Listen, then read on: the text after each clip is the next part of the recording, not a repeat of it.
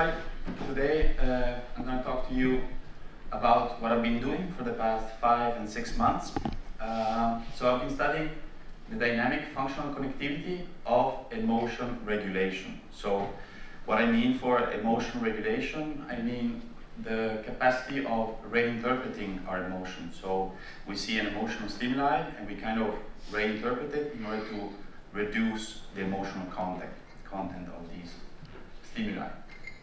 So I just want to start off as thanking my supervisor because he's been really a mentor in this, and he's been following me very dearly and dedicated to me much time. So I'm really grateful. Otherwise, I would not be even able to start whatsoever to study these things. So a little bit of an overview. So I'm going to give you an overview of the background information. I'm going to talk to you about emotion regulation. I'm going to talk to you about our research question in this case, and I'm going to put a lot of focus on dynamic functional connectivity, since I think the method that we use is kind of cool, and it's good to kind of share it and make it wide knowledge. I'm going to talk to you about the results, and I'm going to talk to you then about the conclusions that we can draw from these results. I want to start with talking about how in cognitive neuroscience we're shifting from the localization of single brain areas when we want to explain complex behaviors or cognitions to the localizations of actually brain networks. So here we have the three kind of most famous brain networks reported in the literature. Default mode network is involved in resting state, in mind wandering. We have the salience network involved in the switching of attention to salient stimuli. And then we have the central executive network, which is involved in kind of working memory tasks. So the way we've been studying functional connectivity up until now, it has been done at resting state and without performing any task. And the assumption is that connectivity patterns in the brain are sort of static throughout the time. So you take the average of the connectivity pattern across this time course. But we know that the brain brain signal is actually dynamic, and we know that it changes over time. So studying dynamic functional connectivity can be actually very informative also for what we want to study. So regarding emotion regulation, why is it important to study emotion regulation? Well, we are very much affected by the events that happen to us. At least we think we are.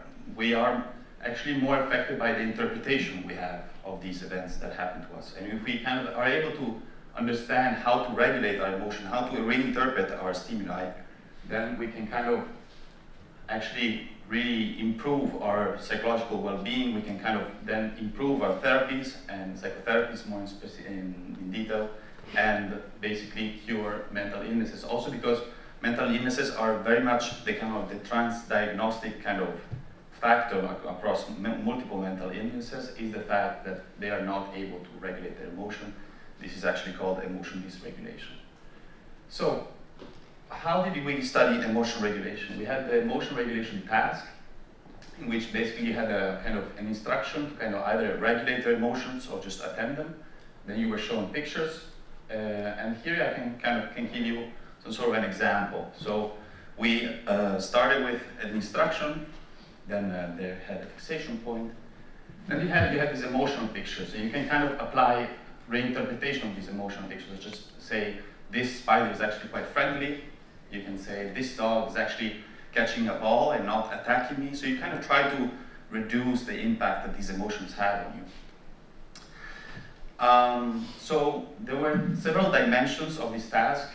You could have negative pictures, but you could also have positive balanced pictures. You could ask the participants to actively regulate these emotions that you see in these pictures, but also to just passively attend these pictures and just let the emotion come in. This is sort of a kind of summary of the two kind of dimensions and the two kind of types of these dimensions. You can have the negative pictures, but you can also have the positive balanced pictures. You can be instructed to regulate or just to attend these pictures. The negative regulate condition is that you have to kind of try to reduce the emotional impact of these pictures. In the positive regulate, you have to kind of increase the emotion, the positive emotion. through these kind of cognitive reappraisal techniques. So what are the brain areas involved in emotion regulations? Well, we know that when we are actively trying to kind of regulate our emotions, we know that the frontal areas of the brain kind of exert an inhibiting kind of activity on the subcortical emotional areas, especially when there's negative emotions involved. So the prefrontal areas try to kind of reduce the activation of emotional areas such as amygdala, hippocampus, insula. And these areas compose a kind of limbic system, it's called. The limbic system is maybe many of you know probably that it's involved in emotions.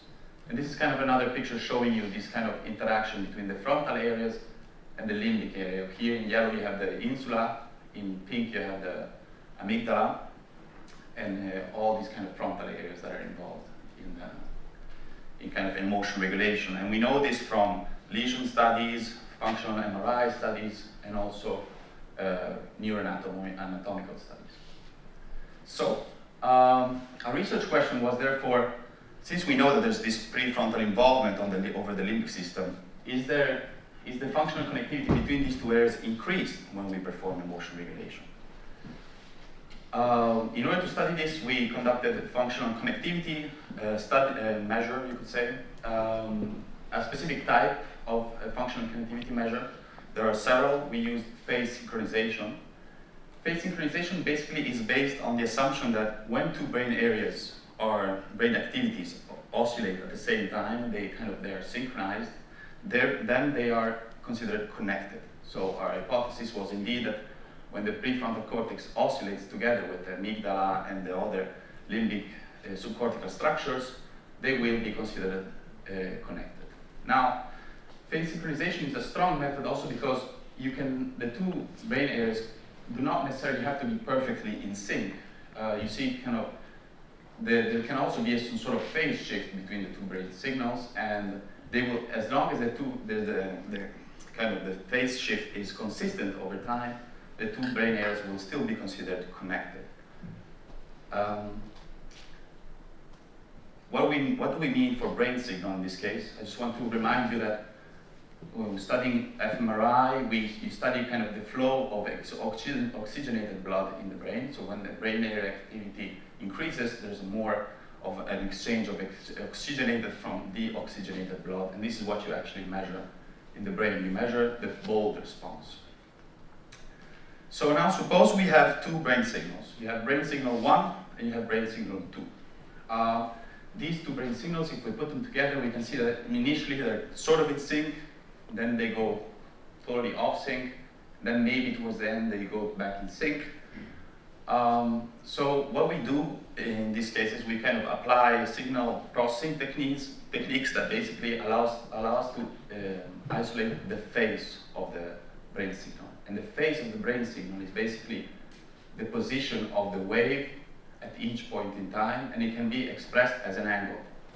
So you see at this point, the instantaneous phase of this wave is this angle, 45 degrees.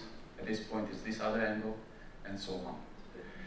So we have these kind of two phases. We have the phase of signal 1 in blue and the phase of signal 2 in red. And you kind of can see that they kind of oscillate together with the signal.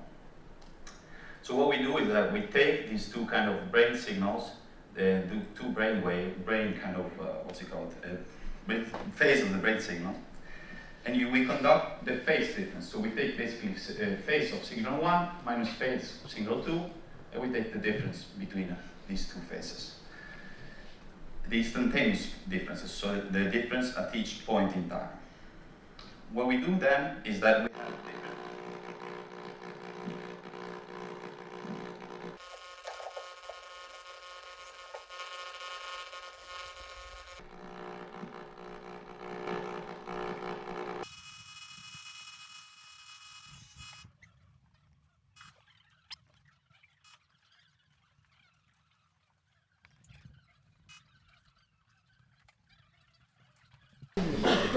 Sorry, attention here again, sorry.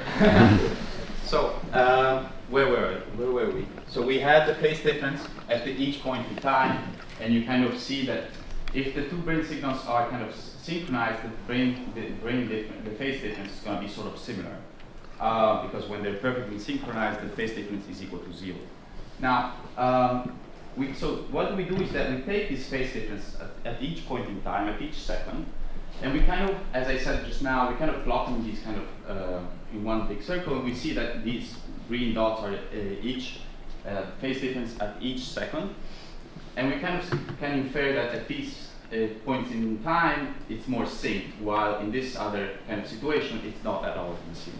So what we do with these phase difference values, we kind of put into an equation that kind of allows us to say how much the two brain areas have been in sync throughout that period of time.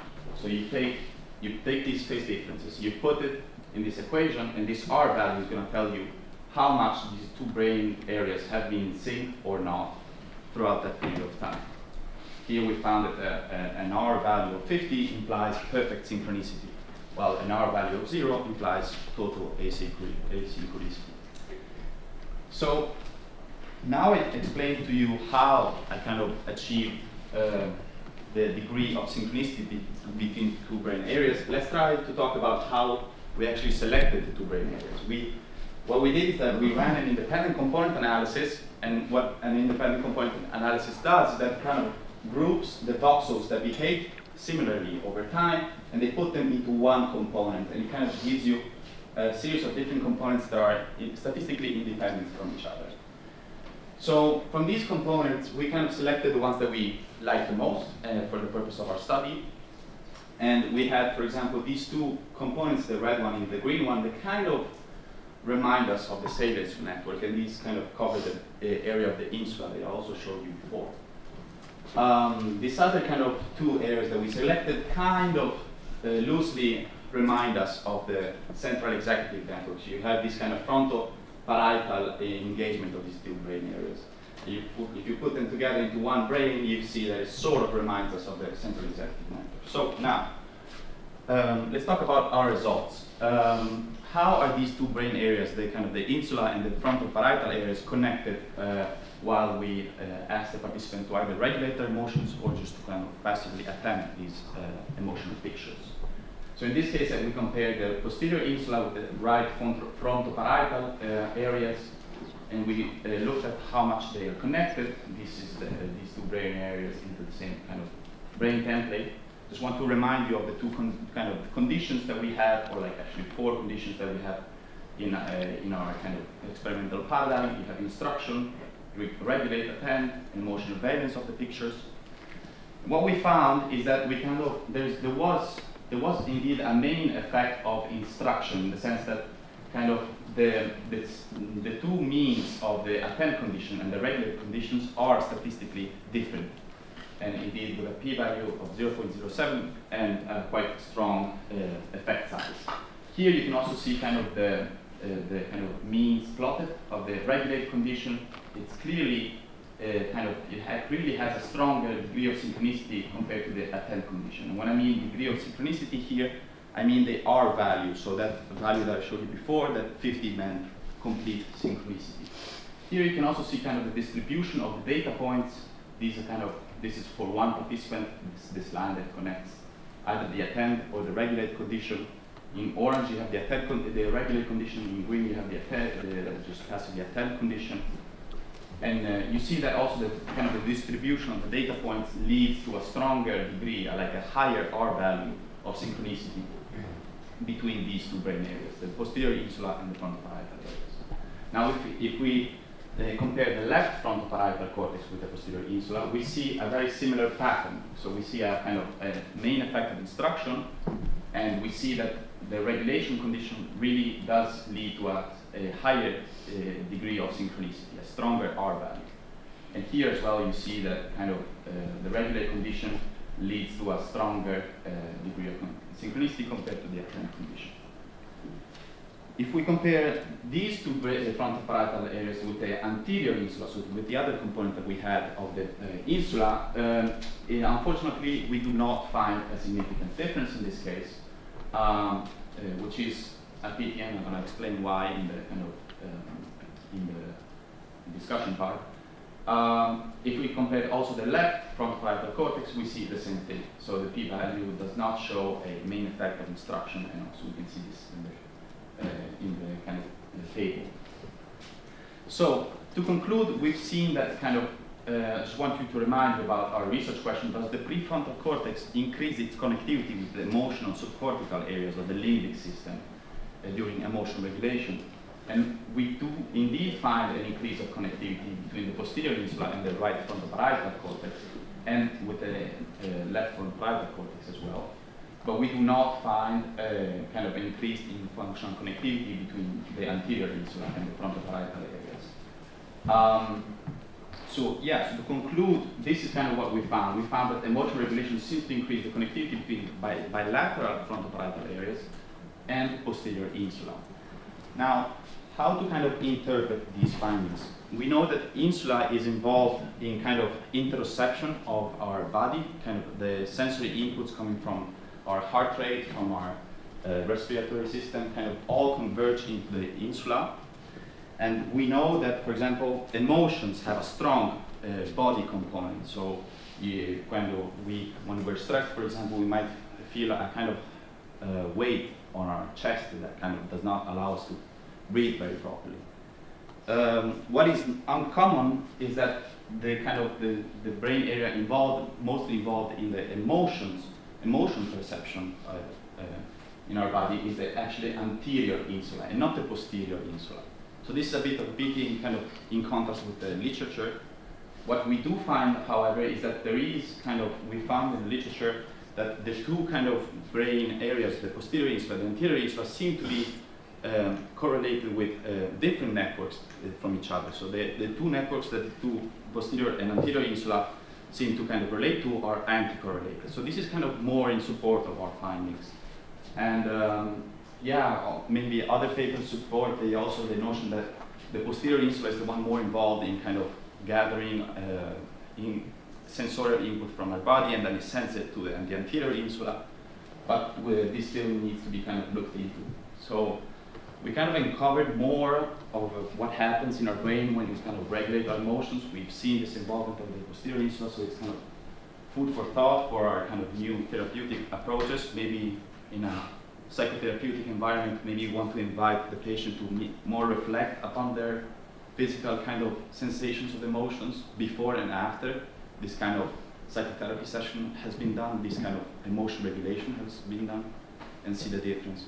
So this is kind of what I found and what I can tell you about it, and thank you for your attention, for your patience.